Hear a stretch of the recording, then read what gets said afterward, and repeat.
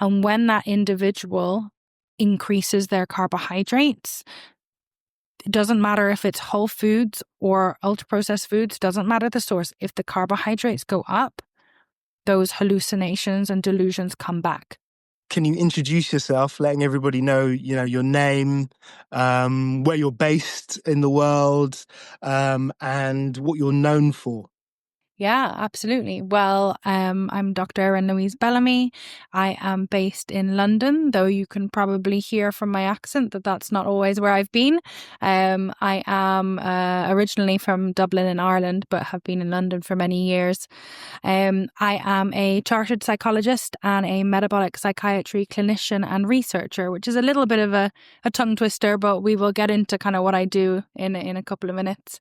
I have a PhD in psychology where I was looking specifically at the ketogenic diet and its effects on depression and psychological well-being.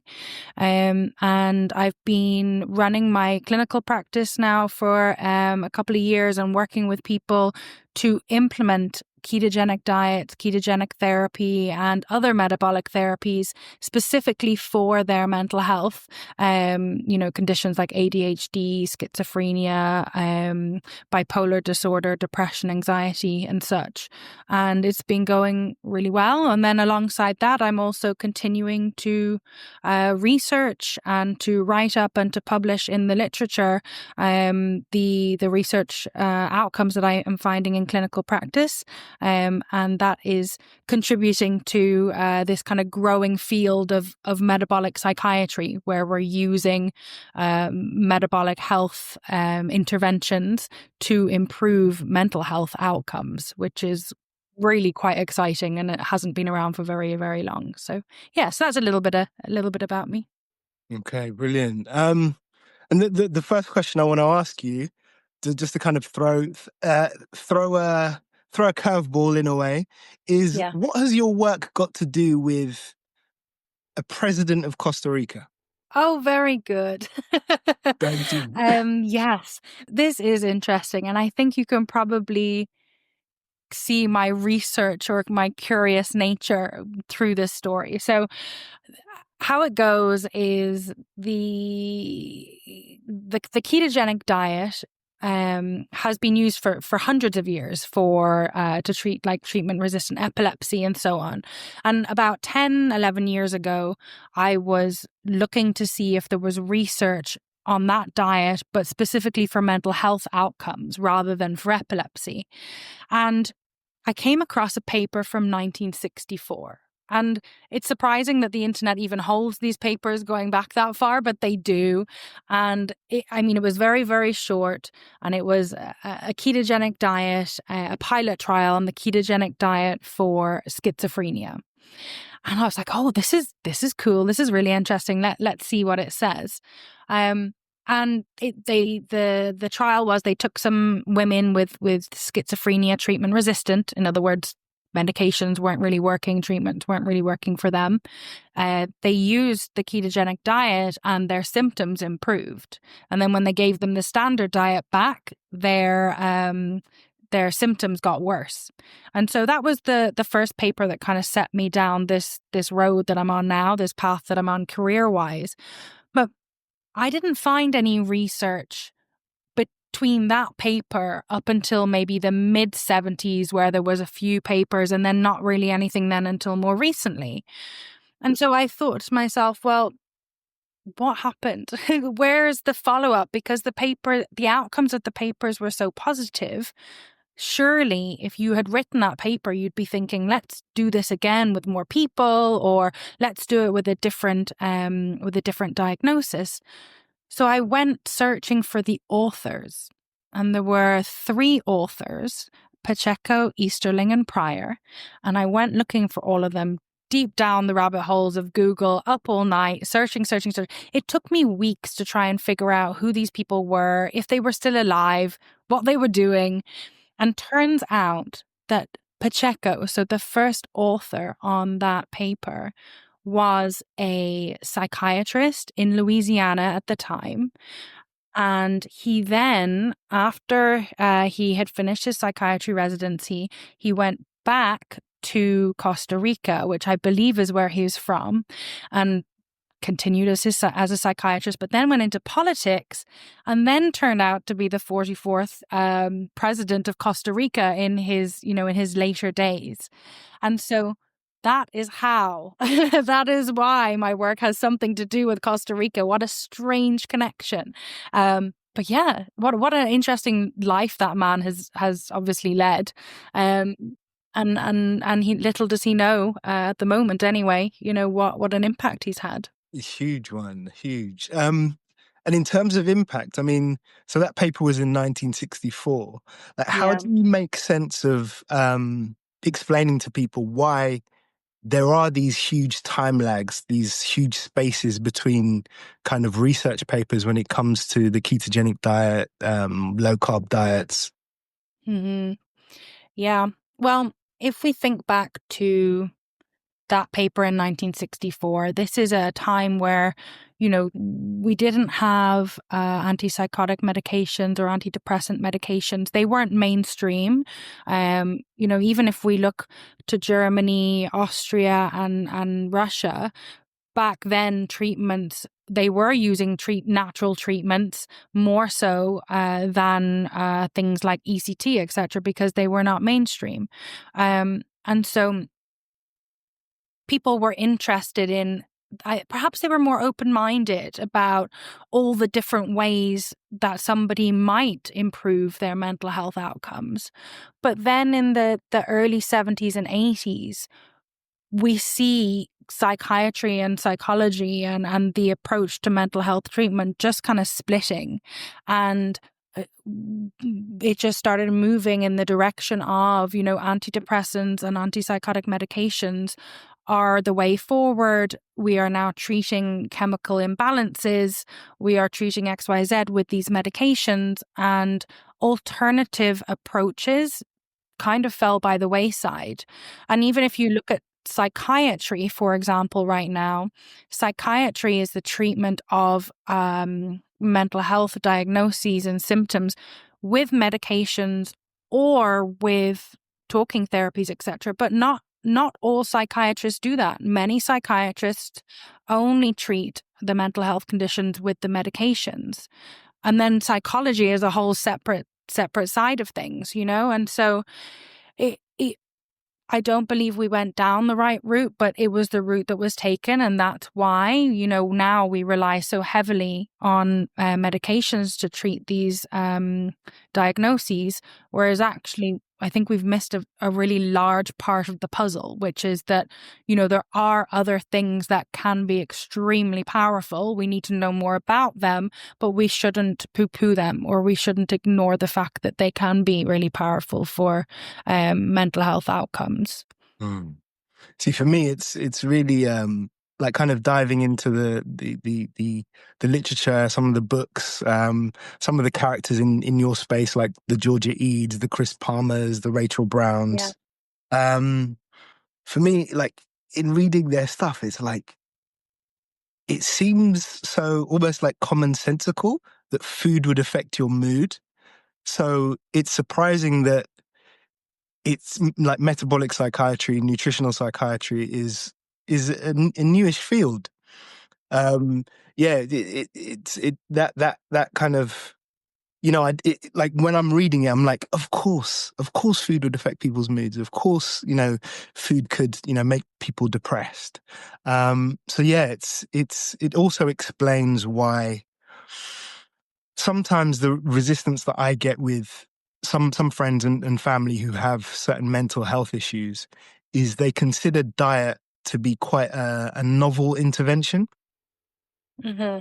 And to the point where if it is suggested to them that they change the way they eat, it feels a little bit offensive to them, because it's almost like you're dismissing quite heavy symptoms, and the idea that diet, which in their mind is a novel thing, could perhaps reverse some of their issues and some of their symptoms is a big deal. But how do you? I don't know whether you. I'm sure people come to you. By the time people come to you, they're already susceptible to the idea that diet Mm-hmm. is the issue. But how, like, if you were to face somebody who hadn't thought about diet and their mental health being kind of linked, like, how would you explain the potential for how powerful the ketogenic diet is? Mm-hmm. Yeah.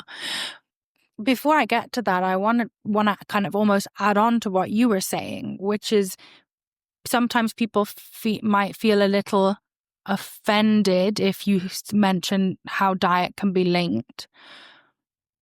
And that's for a whole bunch of reasons, because they feel very strong symptoms, and how could something as simple as nutrition possibly impact that?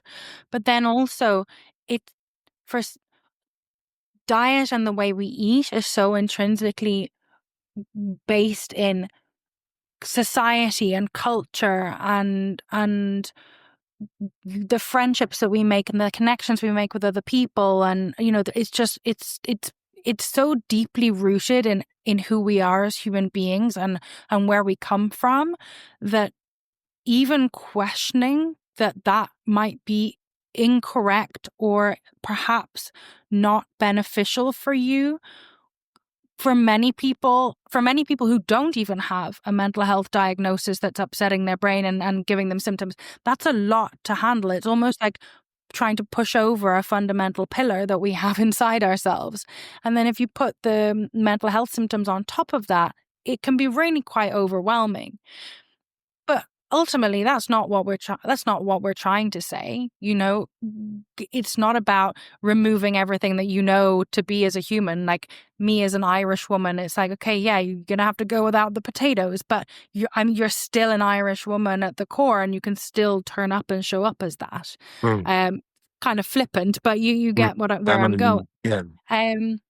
So when people come to me and they are saying, you're right. They come to me because they've tried many things. So I often don't have to bring them round, but they do often hold on to a lot of the diet dogma that they have heard from their doctors and from everybody else for many, many years. So they are curious, but not yet fully committed, right? So I do have to do an element of talking to them about what the research says and how this could possibly work.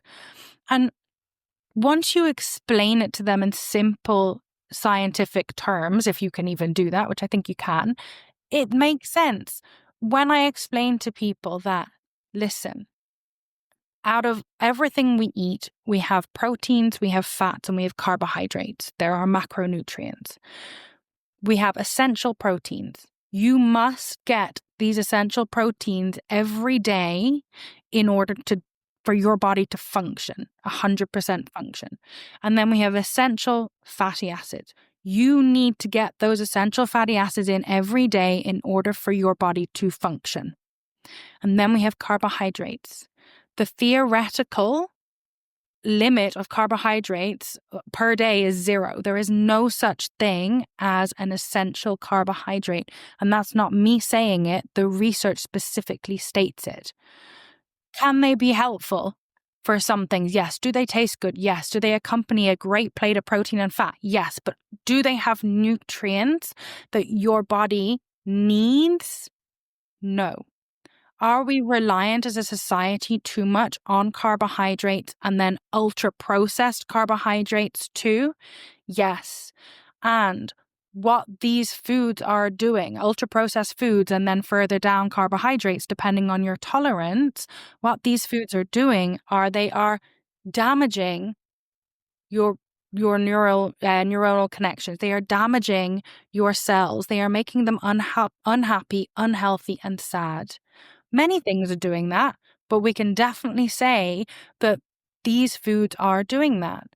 And a very low risk way of you trying to fix things or trying to improve things would be to focus on getting in the stuff that you probably are not getting in every day, like the proteins and the fats, because you need them, and reducing and almost eliminating the things that are not serving you and not helping your brain to thrive, which is those carbohydrates. And once you've said that, they didn't even know that carbohydrates are not essential. And so already they're shocked and want to know more and want to give their body and brain what it needs. And then we're off to the races, because there's so much to learn and then so much to unlearn as well, based on what people have been told over the years. So yeah, that's how I approach it in the first instance. See, connected to that is oftentimes when I speak to female friends, female family, there is a mention of a need for carbs. So there's this, this idea of needing or wanting carbohydrates, and how carbohydrates, particularly during a woman's cycle, is vital. Like, how do you go about explaining to people that, I'm not sure if that's something that comes up in whether patients say that kind of thing to you, but how would you go about explaining that carb cravings, is it a need, a want, like what is it? According to the research, it's a little bit of both. I do not think that the research is extensive enough to take away, final conclusions, because us ladies haven't shown up in research much over the years. We definitely need more. However, I do have people that ask me this question. Usually they ask it in the beginning. Once they're on the diet and they're doing things and they're seeing improvements, they don't care. They are just managing things and feeling good. But in the beginning, it comes up. And I say to them, yes, we have different hormonal system to you men. You are a 24-hour cycle. We're a 28-day cycle usually. And at different time points in the month, our hormones are at different levels. And what we see is usually that kind of week before our cycle starts, and then the first couple of days of the cycle, when all of the hormones are on the floor in the tank. What we really need, first and foremost, is more energy. And how we have been brought up eating is that our main source of energy is carbohydrates. And so when we need more energy during that period of time, our body's telling us you need more energy, i.e. it's giving you some cravings to go and get some food. And you instantly are thinking, okay, I'm going to have carbohydrates. One, because that's what we're used to. And then two, because carbohydrates do break down and turn into energy very quickly. And so having that craving for that makes sense. However, if you replace that simply knowing that during that time you are going to be more hungry because you need more calories to get through that phase, then you simply eat more during that week, that 7 or 8 days. You have an extra meal, or you have a slightly bigger meal, something like that, to kind of get you through that period. The other thing is you need a lot of vitamins and minerals and nutrients to get through that phase too, because it's a demanding phase on your body. And so if you're not eating a good variety of protein and fat, you're probably looking for, and minerals, you're probably seeking magnesium, and you're looking for the chocolate, right? So there are those things to consider too. And then also on top of that, as a final point, people can benefit from being more animal-based, definitely. I have lots of clients that do that. But if somebody is ketogenic, we're looking for their personal threshold of carbohydrates. We want them to make a certain level of ketones in order to stabilize their symptoms or improve them. But this could mean that somebody might be able to have 45 grams of carbs per day, or maybe they need to come down to maybe 20 grams of carbs per day.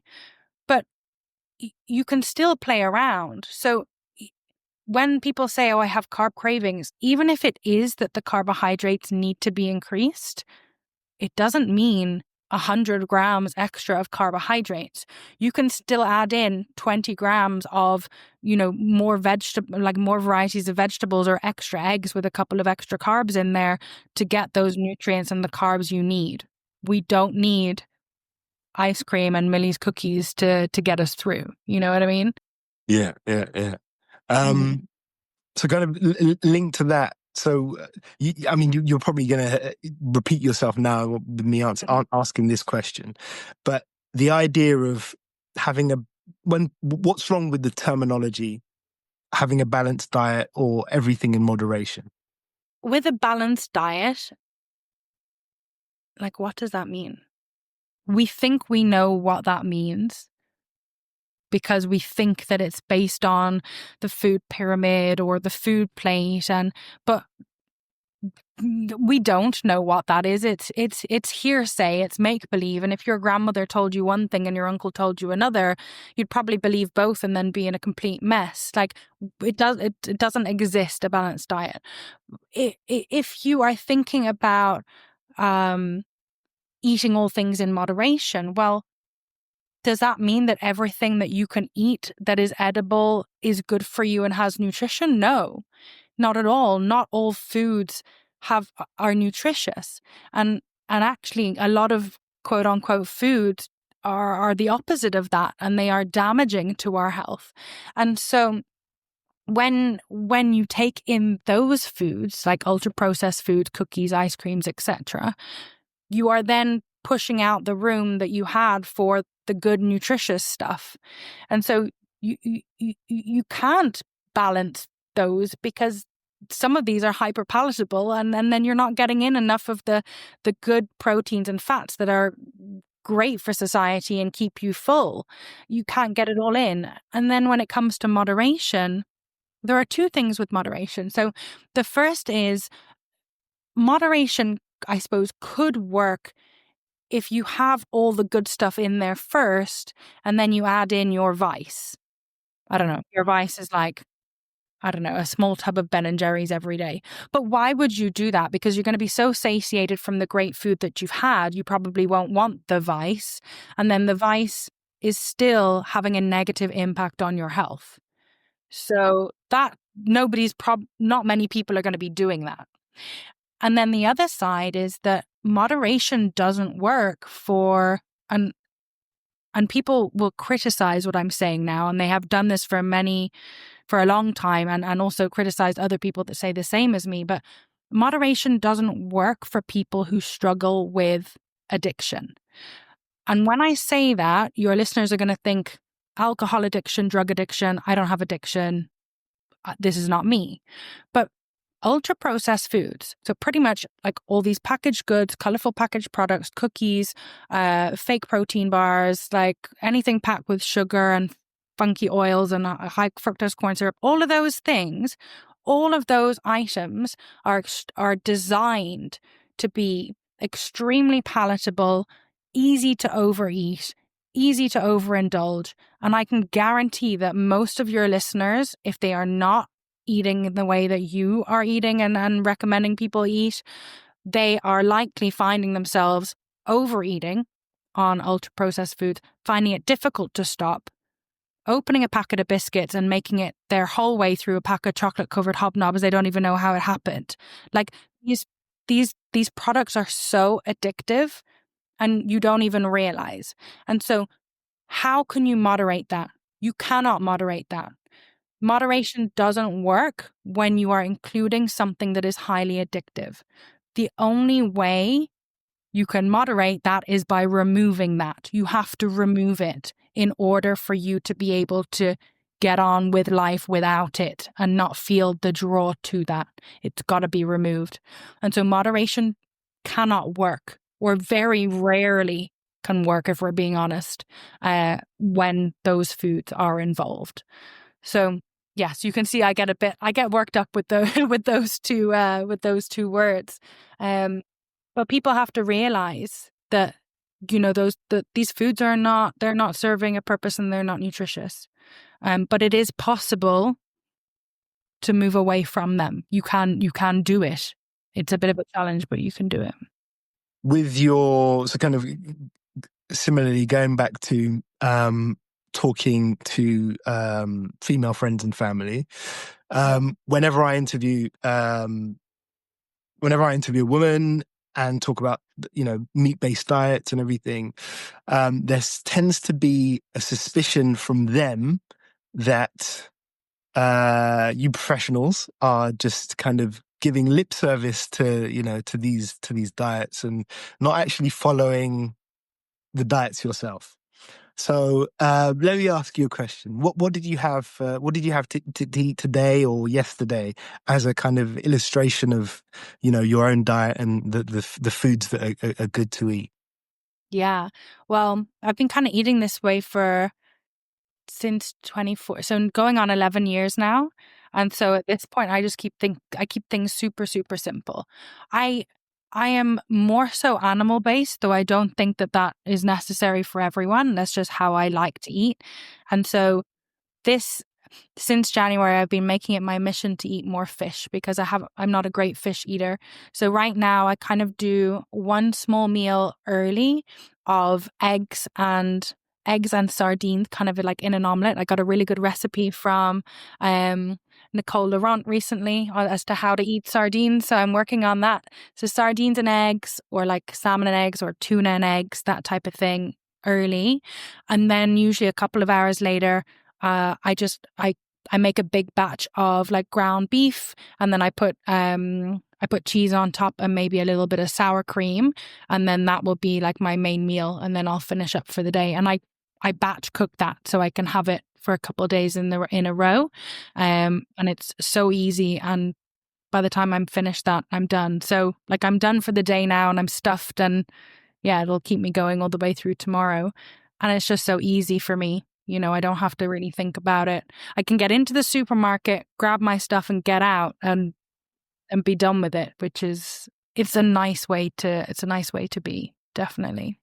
It kind of gives new meaning to, or new perspective when people talk about the ketogenic diet or an animal based or meat based diet being restrictive.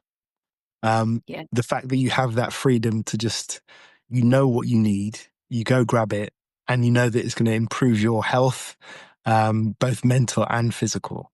It kind of gives a new look on that.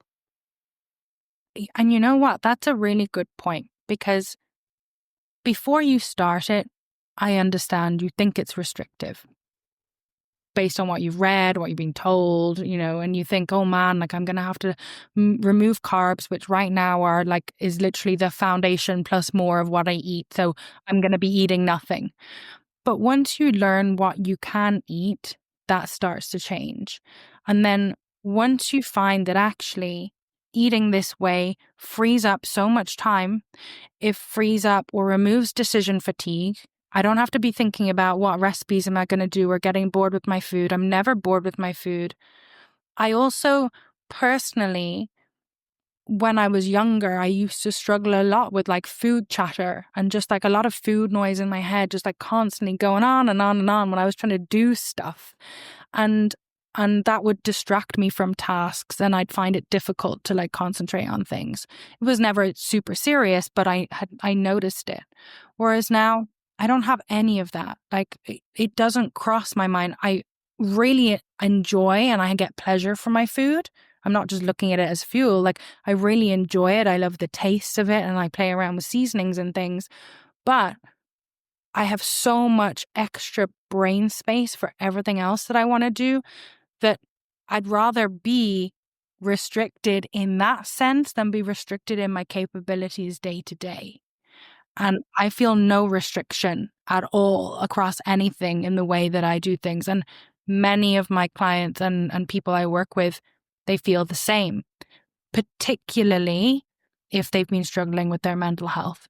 Like, it is so difficult for people who are in the depths of depression to try and muster up the energy to try and cook a meal with a chopping board and chop and wash. Like, what?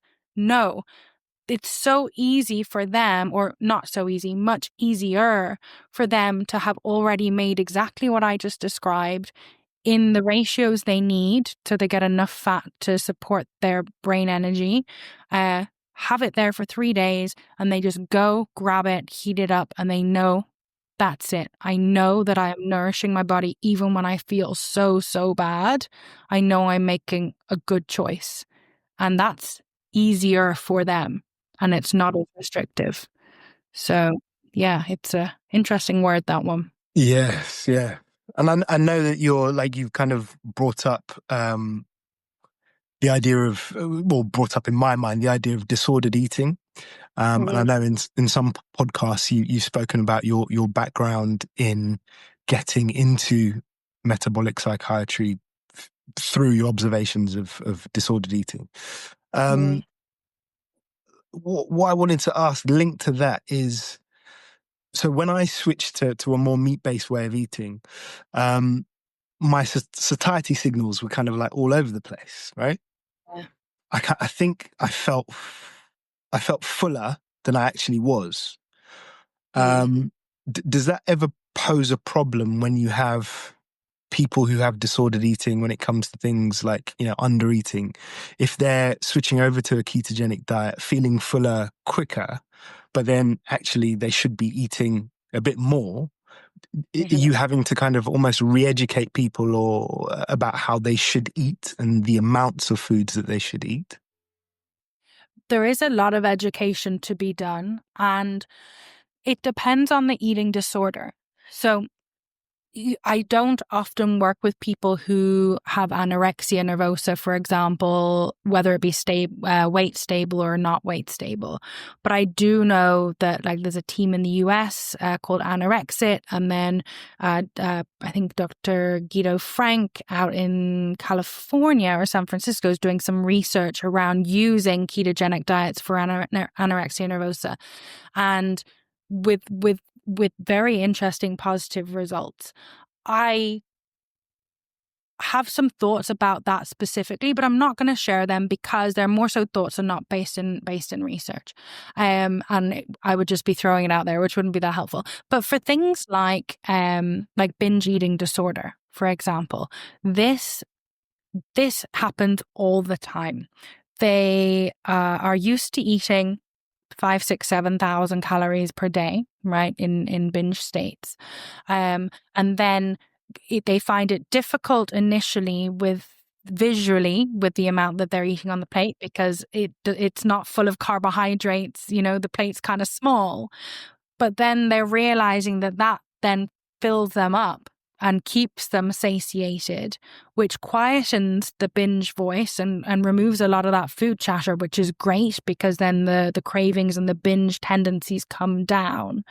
And then if they want to start to lose weight, they can do that. But then they often say, I don't know if I'm eating enough. I feel like I need to be eating more food because visually it looks like a small amount. And I suppose when you eat it, it's not much, but then you're feeling very satiated and very full. So there's education there, but then it also takes them some time just to get used to the fact that you don't need to have an extended upper stomach in order to be full.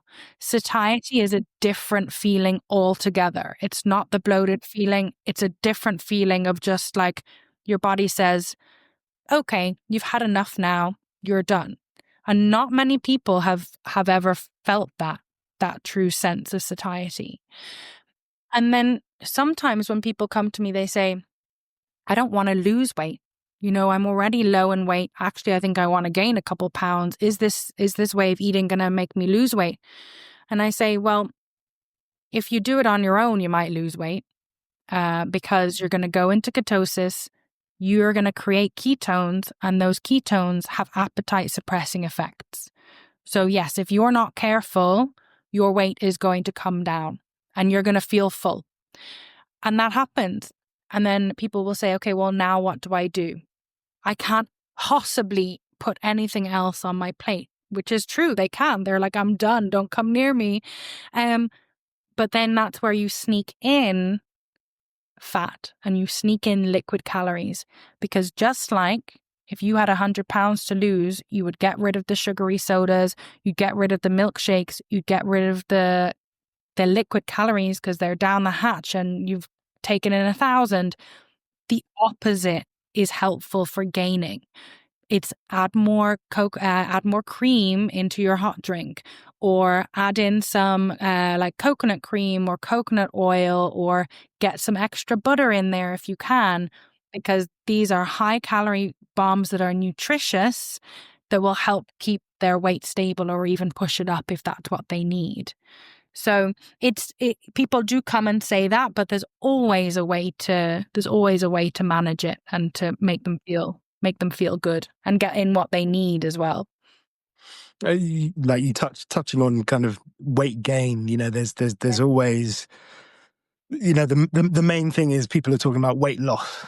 Very, very few people actually talk about, struggling with weight gain, or those people don't get the spotlight, should I say. Yeah. So in thinking about that, I'm probably more on that side where I struggle sometimes to maintain weight, but then, my work can be quite active. I am quite active. So are there any foods? So you mentioned the creams, like the coconut creams and everything. Are there any foods that people should avoid completely, kind of like standard foods that people should avoid completely if they are wanting to put on weight? Like, what are the worst kind of bulk type culprits, if you know what I mean? Mm-hmm. Yeah.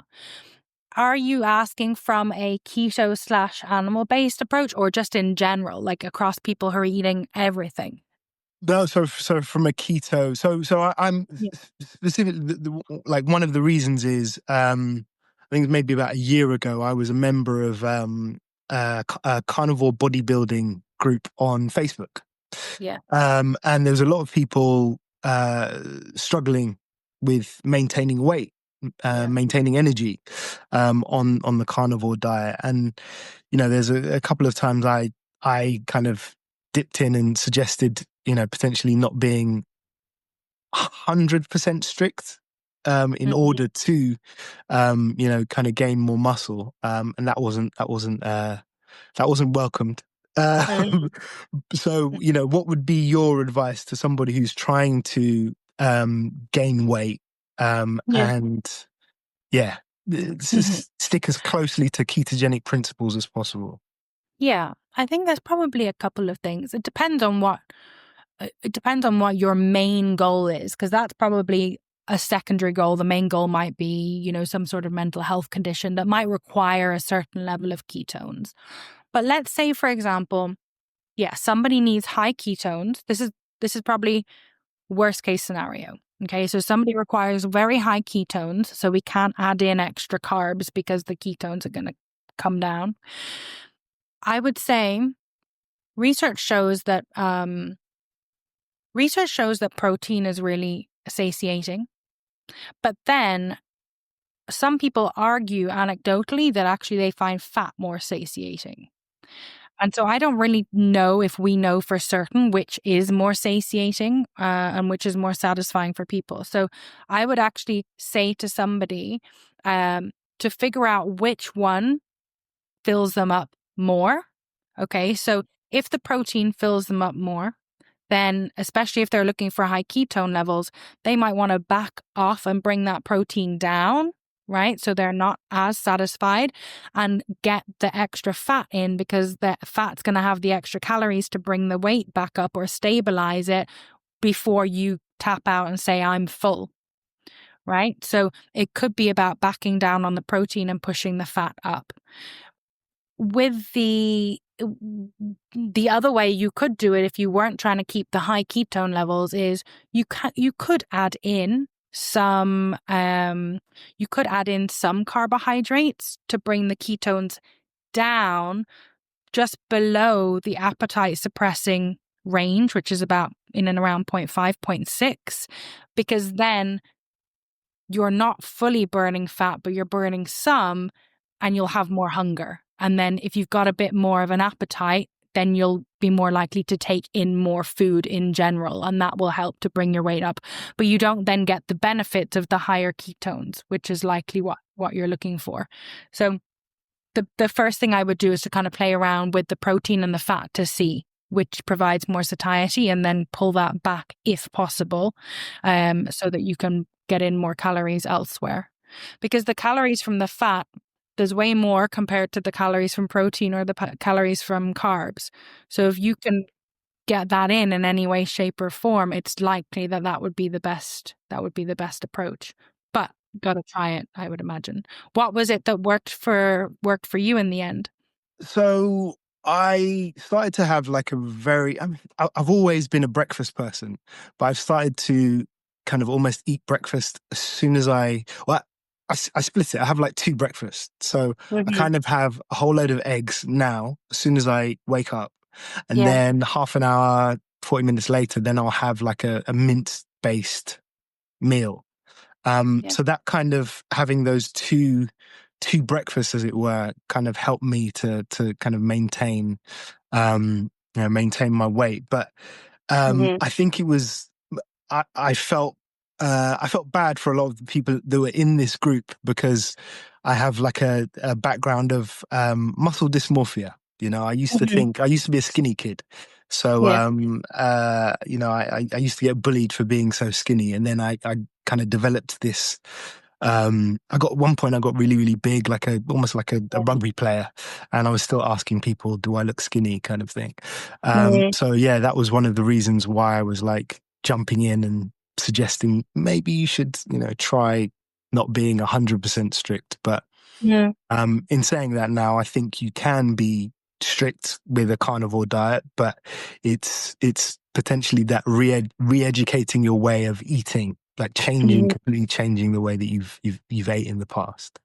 Yeah. Yeah, so that's that.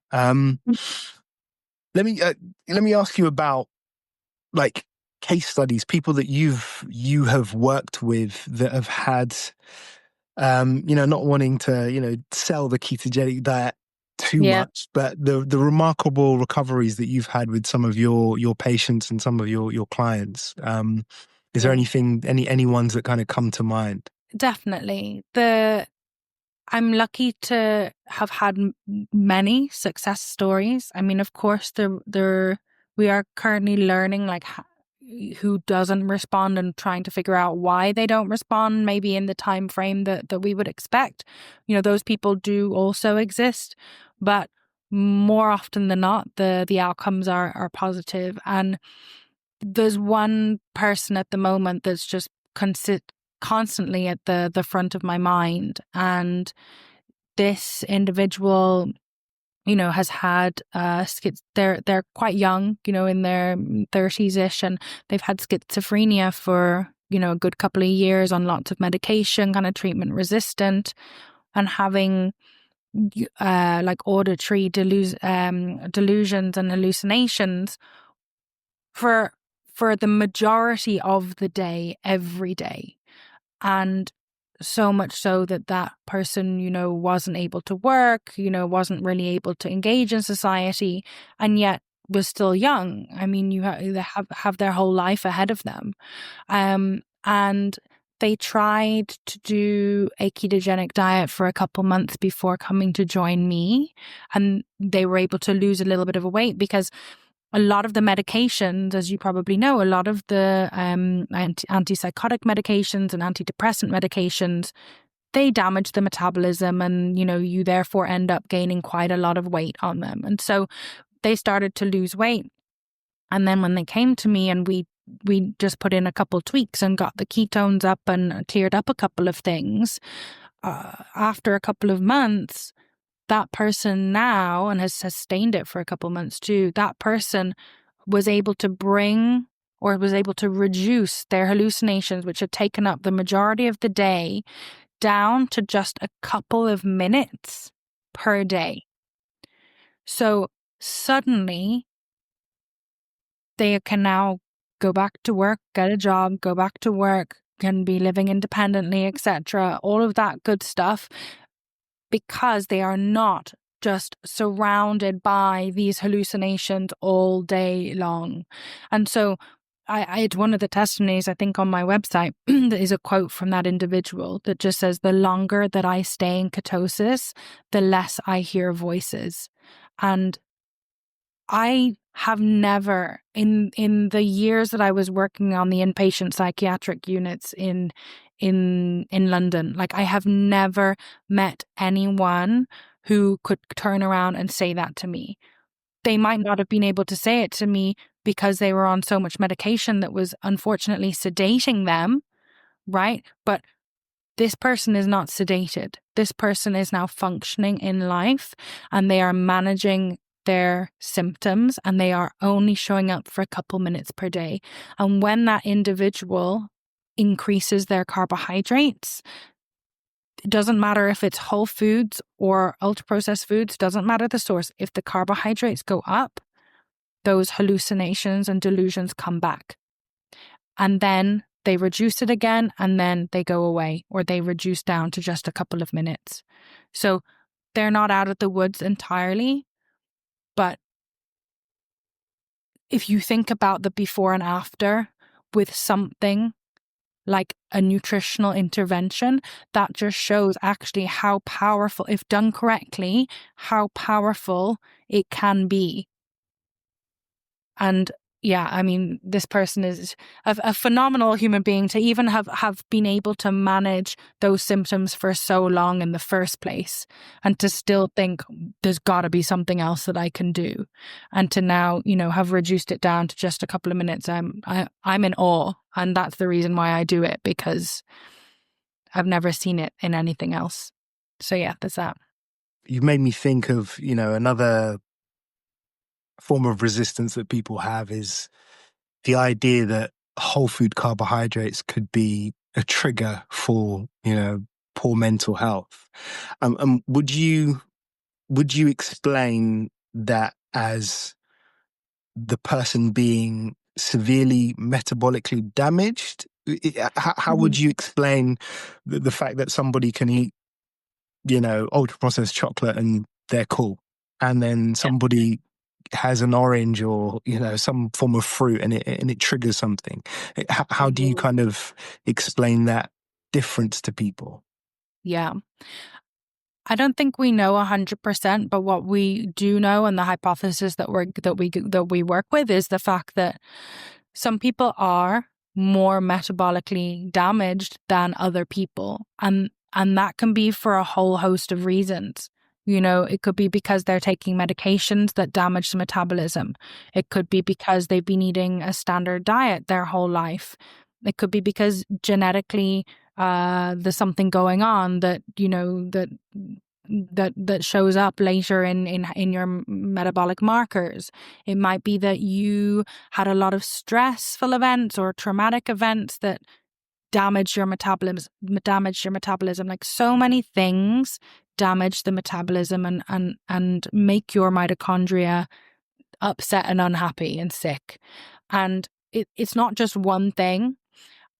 And so if you have lots of those all on top of one another, it kind of compounds. And that's why I think that, some people can get away. Their carb tolerance is higher. They can get away with more. It might be that they can get away with more right now, but if they continue down that road, they're not going to be able to get away with it in 10 years' time. That happens. But also some people are just more sensitive, either because of their like the load that they have, the metabolic damage load, or for other reasons. And so there's a lot of moving parts there. But at least what we can say is when you use ketogenic therapy, you are no longer adding something else to that load. You are putting in something that is removing the damage you would get from food or from poor choices with food. You're removing that as a factor. And then also you're putting your body in a state where the ketones can actually help to heal and fix those mitochondria. So you're now in a protective, and I don't like the word healing, but a protective and fixing / healing stage. So even if you've got all the other stuff, you've got the stress, you've got the, toxic relationships with whoever, you've got a terrible environment, even if you've got all that, yes, that's still damaging, but this stuff you're taking care of. So your overall load is less. And so you might still have to work on that, but at least you've got this under control. And so overall, that'll reduce your burden, should we say, if that makes sense. Yeah, it does. It does. And that kind of leads me to another obstacle that sometimes I have in conversations. I have all these obstacles I'm trying to speak to people. Is, for example, traumatic events. So the idea that, a traumatic event it's an external factor. And food and diet is internal. So it's that difficulty of showing people or explaining to people that managing your diet or changing your diet can help you mentally deal with a traumatic event that was an external thing, that was, something that happened to you maybe in childhood. And then I remember an interview that I saw with Amber O'Hearn, who's like, genius computer scientist or something, right. Polymath, all of this. And to look at her credentials, she's somebody she's intelligent, she's an intellectual. She understood all of her mental health issues from an intellectual point of view. But it wasn't until she changed her diet that she had the motivation to actually implement the strategies that she'd been told would help her mental health. Yeah. So I don't know how you would advise going about telling people who've had traumatic events that, diet can be beneficial. Yeah, there are 3 things there. So the first is, if it's something that happened previously to now, if we look at Dr. Chris Palmer's work and his hypothesis of brain energy, all of that comes down to the cells and the mitochondria and them being damaged. And an event in childhood or something stressful in your life, you have a response to that. And your response is that you get stressed out. And sometimes people have a physical response. They might, they might have a panic attack, or they might, they might scream and shout and yell. They might pass out. They might have like a physical response. But also internally, there's a lot going on. Your body, your heart rate goes up, everything. Your body is in a stressed state. And when your body is in a stressed state, your cells and mitochondria are put under a lot of stress, and they become damaged and broken and sick, just like we've been discussing for the past hour or so. So they become, just like everything else influences them, that stress has the same impact on those cells and mitochondria. So you still have to do something to try and fix them and to try and heal them. And you can do that with ketogenic therapy. The extent to which they can fix as a result of something like that, we don't know. We don't have a way to open up the head and, check them all out and pick which ones were around at the time and which ones weren't, etc. We don't have that. And we will never, but we don't know to what extent you can fully, recover from that. But you can fix and heal those cells and mitochondria if this hypothesis is correct, which it's looking like it is. So that's the first thing. The second thing is, if something happens now and you are in a state of ketosis and you have good ketones and you're eating this way and something stressful happens around you, those ketones are anxiolytic. In other words, one of their many mechanisms is that they reduce anxiety. And when I work with people, this is one of the first things that happens. The anxiety that they have goes from like 20 to 0. Comes way down. It's quite astounding. And the way I explain it to people is, and I explain it to people and then I ask them if that's correct as to what they're feeling, and then they say yes. So I've got a good feedback loop there because it's what I also experienced. When you're in ketosis, you're developing what I call a buffer. It's almost like you're on one side of the riverbank and then there's a river, and then on the other side of the riverbank, there's something happening. And it could be terrible what's happening over there, but you're over here. And right now, you are currently safe. And you've got this river between you, which is the buffer between you and that situation. When you're not in ketosis, you don't have the river. You are standing right in the midst of this situation, this chaotic situation, and you are being reactionary. You are reacting. You are on the defense. You're just like, you're reacting with emotions because you're just pulling them out because it's the only way you can survive. When you're in ketosis, you have that river or there's like a pane of glass between you and that issue, which means suddenly you have more time to pick your emotion and to react in a way that you feel is going to be positive for you. And it is a very bizarre, strange state to be in, but it puts the control with you. And so if you've always been a reactionary person and you've always found yourself flying off the handle, a period of time in ketosis might be really helpful because you develop this buffer space, or almost like a shield of armor you have around you, so that you are you're almost not the victim straight away. You're choosing how to react. And to bringing in what Amber's experience, what I've noticed clinically is people come to me and they've tried everything, all the medications, all the talk therapies, CBT, DBT, all sorts. And they're like, yeah, I've done like 3 rounds of CBT and like, I know it all, but I haven't found it that helpful. When they get into ketosis and they develop that buffer space, suddenly they now have the space in order to choose what action that they learned in CBT would apply in this situation. And they can suddenly start to apply all the things they've learned in all the talk therapy sessions that they've had. They're able to suddenly start to apply these. Whereas previously, those skills and tools that they had were locked in the toolbox and they couldn't get at them even though they owned them. And now it's unlocked and they can use them. And then when they come out of ketosis, that goes away. They're not able to access it. They're not able to manage things as well. And so perhaps that's what was happening to Amber. She knew what was going on. She knew what needed to be done, but wasn't able to actually do it until perhaps she had that space to do it. I mean, I'm not talking for her, but perhaps that's what her experience was.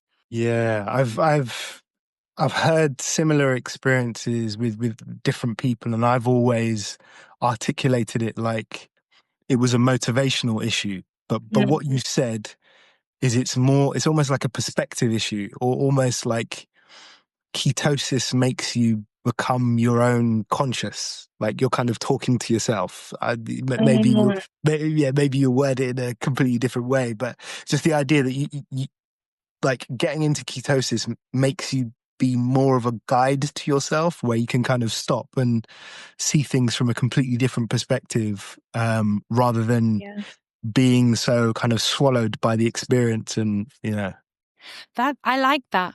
I like that way of thinking about it a lot, because it is like that. I can give you an example. Many years ago, when I first went into ketosis, I was doing a slightly longer fast. I was trying out fasting because it was cool at the time.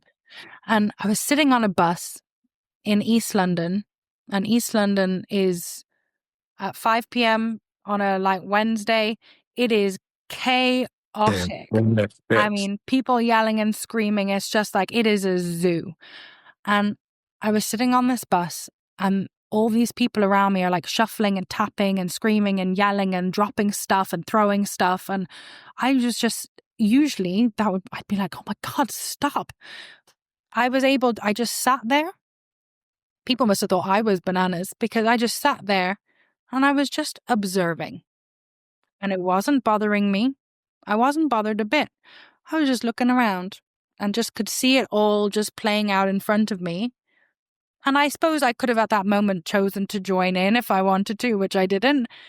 But I just sat and I just observed it. And I was like, oh, that's interesting. That's kind of like almost like a movie scene, like a little snapshot of like, this is what happens in East London on 5 p.m. on a Wednesday, But and of course narration in my mind as to what's going on, and yeah, I could have joined in or I could have chosen not to. So I like what you're saying about you're kind of being your own guiding person, I suppose, because that resonates with me. Okay, you give me a different way to explain it to people now. Thank you. You can use that example if you want. Yes, yeah, thanks. I've got two more questions before we wrap up. One is like, how do you how do you view psychiatric medicine now in comparison to before you stumbled across metabolic psychiatry and nutritional psychiatry? Yeah. I've actually been thinking a lot about this recently. So though I'm not a psychiatrist, I am a chartered psychologist. I suppose I've always had that gap between me and the psychiatrist, right? We're in different fields. But for a long time, I wanted to be a clinical psychologist. So I'm chartered, but I wanted to be a clinical. In other words, I wanted to be doing the talk therapies and the CBTs with people. And in order for me to do that and to get onto that course, I had to spend some time getting research or working with people and getting experience, which is how I ended up working on those inpatient units in the NHS. And when I was there, for the 4 or 5 years I was there, people were being treated in the way we treat people. So it was people who were on the ward, who were under a section. In other words, they can't leave. And the predominant way of treating them was medication and a whole host of medications. We didn't have many resources. As you know, in the UK, the waiting list for seeing a psychologist is very long. Trying to get assessments is very long. And so we had intermittent, wonderful, however, intermittent psychological input, though everybody tried their best. And I just thought, okay, this is how it is. This is how people are treated. I don't know any different. There's obviously something going on. I'm assuming that these medications will eventually work for these people. They must just be going through a really tough time right now. But it is very strange that some people have been here for 3 years and are not going anywhere.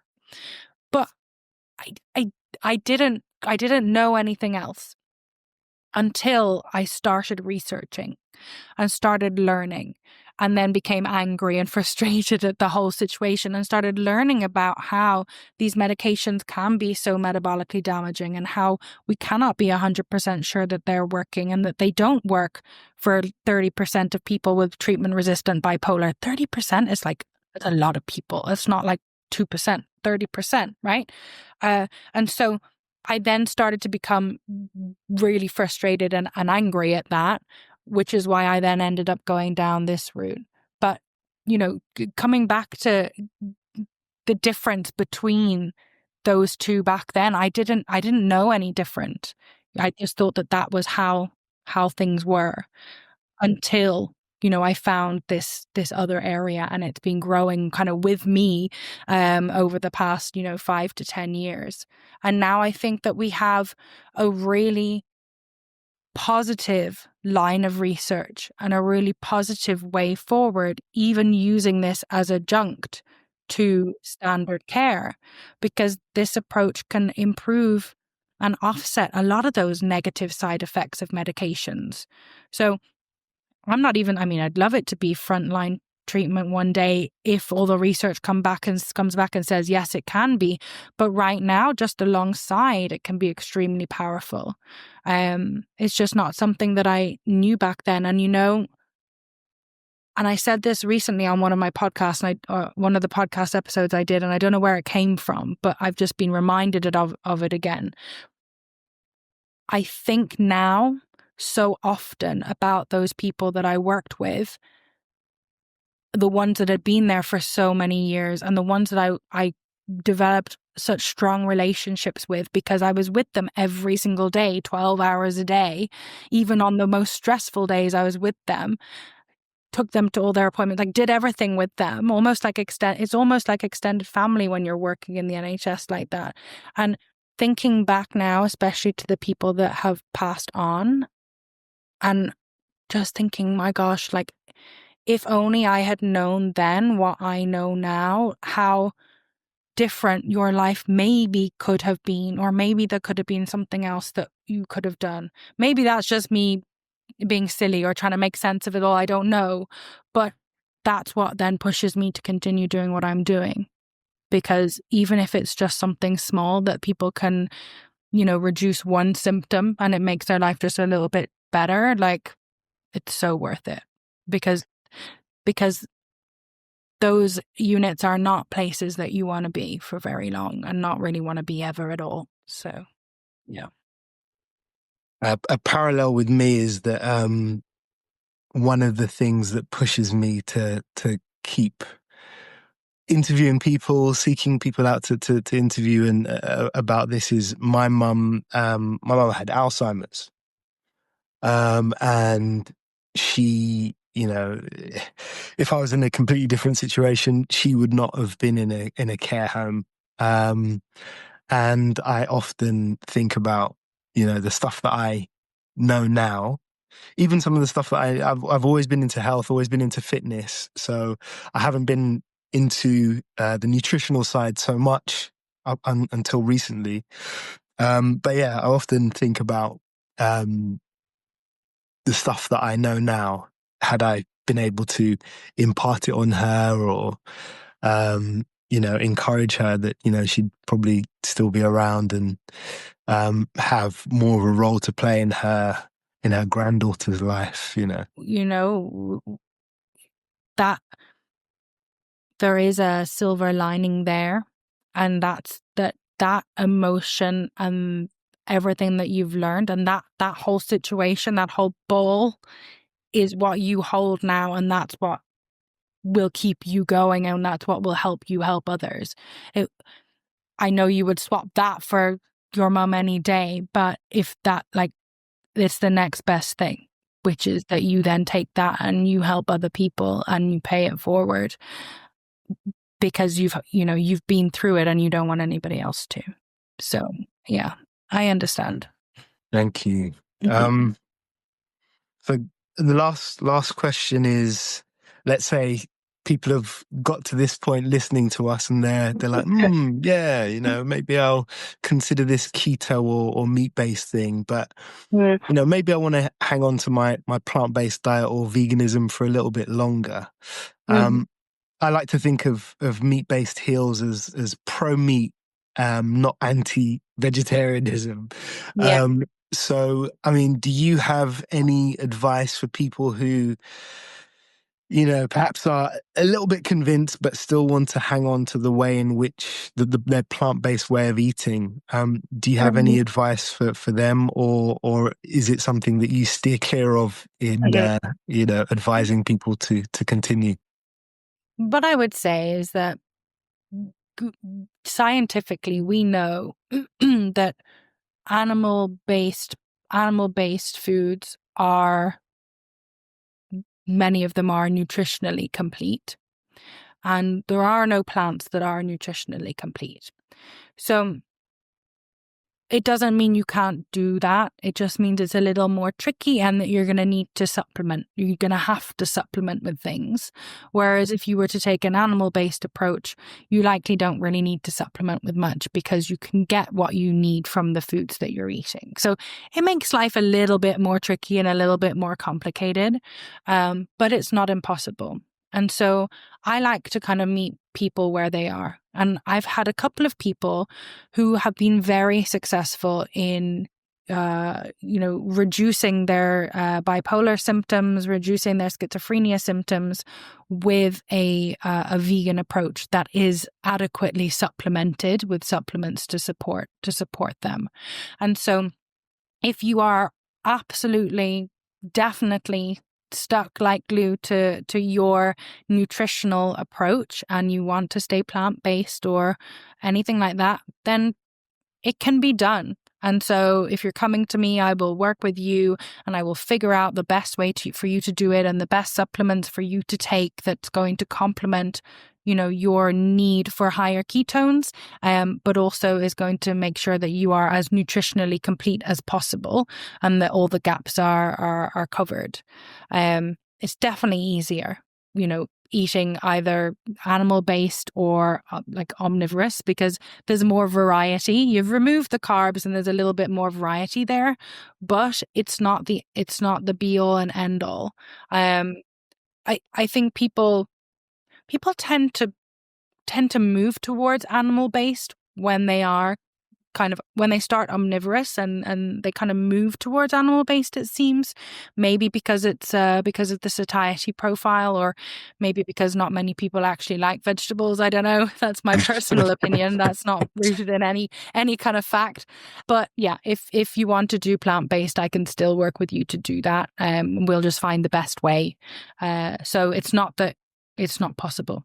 It's just a little trickier. But all the more reason to then get some guidance so that you at least know that you're doing it right. Because many people that come to me who are coming from plant-based, I do recommend everybody gets kind of baseline bloods anyway, but often there's nutritional deficiencies that pop up there that we have to take care of first. Because, otherwise we're not going to really go very far until we fix those. And is there anything else that you want to add to the audience? Is there anything that you've possibly not said in any other podcast that you could exclusively say? Ooh. I know, I don't know, because I often think about this and think, oh gosh, am I just repeating myself? And I like to give new nuggets of information. Repetition's good. I mean, Yeah. we need to get this message through to people. So You know what? I think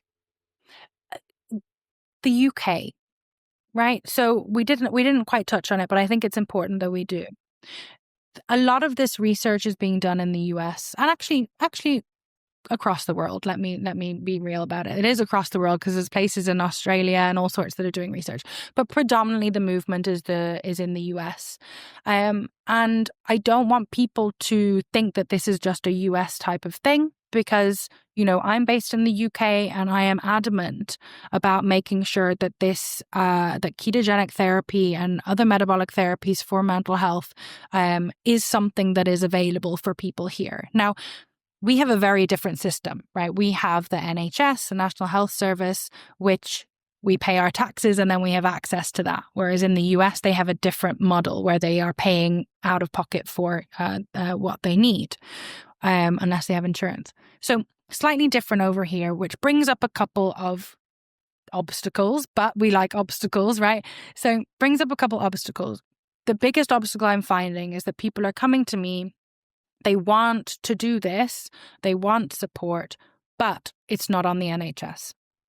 And they say, well, when is it going to be in the NHS? And if I'm being realistic, if I'm going to work my bum off, then yes, it's going to be within my lifetime. But it's going to be at least 10 years, because it's been 10 years of trying to get the type 2 diabetes and low carb diet thing going with the NHS.